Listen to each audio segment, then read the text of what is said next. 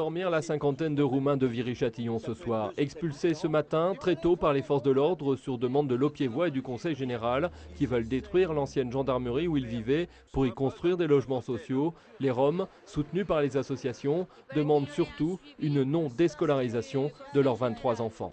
Nous, j'ai avec des enfants ici qui sont scolarisés à Viry-Châtillon. Moi, j'habite ici de 12 ans. J'ai fait des marches pour donner pour moi de quelque chose, un terrain, un droit de maison, quelque chose comme ça. On ne peut pas donner rien du tout.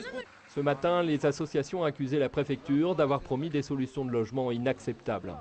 Le préfet a fait des promesses de maintien de la scolarisation.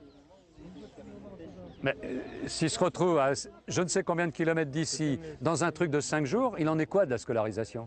Il en est quoi de cette promesse de maintien de la scolarisation?